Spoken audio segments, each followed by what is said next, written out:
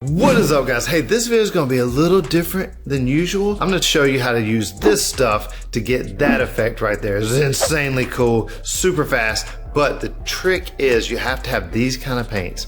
And you might say, well, what is that? They look normal. They're automotive base coats, literally regular automotive base coats. This one might have a pearl or a metallic in it or something. I don't even remember. Basically, if you don't have these already, you can literally go to a local automotive paint store and look through their mist tints. They have tons of little containers, quarts, pints, where they mist tinted and people don't want them. $5 a piece sometimes. It's insane. You could get tons of different colors. It's a cool way, cheap way to start off with. Or you can do what I like to do sometimes, shop at coastairbrush.com, which is the same place I got this bad boy from. I'll tell you more about that in a minute. But coastairbrush.com, you can buy the small airbrush pre-mixed already, and you get tons of different colors in the already pre-mixed portions for your airbrush at coastairbrush.com. And now, whoop, lay down there, just go to sleep. We're not ready for you yet. This guy right here, pay homage to the late great Mike LaValle. If you don't know who Mike LaValle is, he is the man who invented the way to paint realistic fire. If you've seen me paint realistic fire, this is the guy I learned from. He recently just passed away, and the guy was a paint genius. I love his stuff, I love his style. The grunge is like, oh, I love that stuff. We're gonna use his killer grunge for this video right here. So let's get started. All right, I got you backed up a little bit here, Terry. I got my killer grunge. I got my blue mixed up with my airbrush. I got it mixed up about, 50 so. And then I got my air pressure about 30, 40 PSI. I don't know, I didn't really look. I just kind of go with it. You just gotta find the balance. It's not really like, all you're doing with this is just like, that's it. Watch, you'll see, it's super fast, super easy. Have your stuff ready, because when you shoot this stuff on that, woo, doggy, you better get going. No, I'm just kidding, it ain't that fast, but it is like a super quick process. So what you wanna do, give it a good shake, and then like that, boom, that's it. Grab it, spray it, boom. Pull that trigger back, hold back, turn it, get all your edges, because that's the coolest parts. All right, now we're gonna leave it there. Put your airbrush down back in the holder, wipe your edge off, shake it, and give it another, woo! That's it. How fast is that? How cool is that? Look at all them little dots it left. Get both sides over here. Oh, got my rag. Overlap. Keep turning. Go all the way around, literally. Wipe, shake, go. This is so fun. Now you see why I have the cardboard backdrop there, huh? Yeah, literally. It makes a mess, but it is so worth it. Look at that cool pattern right there. I'm just gonna hit that. You wait till you see when I wipe this bad boy off. Put your airbrush up, wipe your thing, shake it, give it another little go.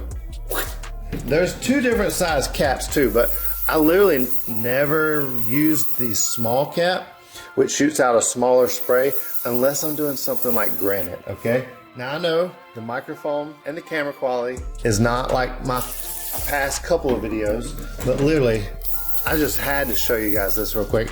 And I know I don't typically show you automotive spray paint stuff, not spray paint, you know what I'm saying, airbrush colors, because not everybody can access it, but they are by far my favoriteest to use in the whole wide world. Okay, I made it all the way around. I haven't really cut nothing on this video. I think I want to put one right there. Might as well, let's do it. Just a little.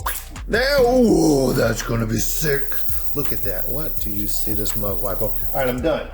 I'm all the way around. And literally, this is automotive base coat. I barely even cut anything off. I might not even cut any of the footage off, but watch. Oh, I'm gonna make you wait. Okay, no, I'm not. Let's go. Oh my gosh, look at that. Seriously, automotive base coat paint dries so fast. And look, I'm wiping this bad boy off.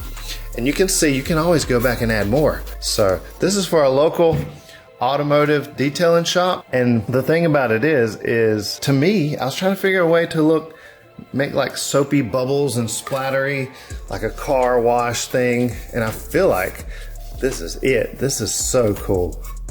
That's it, you're done. I got a decal to stick on. You could epoxy it, of course, always, no big deal, because it's the same type of stuff. But I'm gonna send this to my buddy. He's gonna spray automotive clear coat on it, and then it's gonna be gone out the door, ready to go.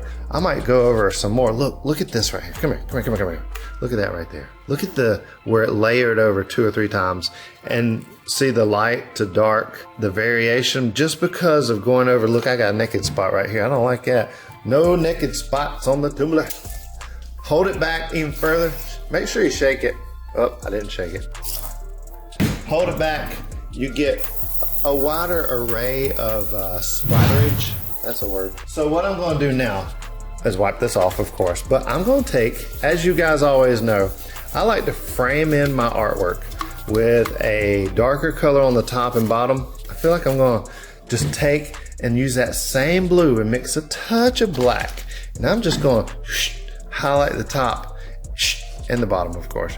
You gotta make the sound, okay? Like I said, I got some black in here now. I'm just gonna frame in the top because I just like the finished look that it gives that. Just a little darker on the bottom. Just I feel like makes it just complete, you know, frames it in really nicely.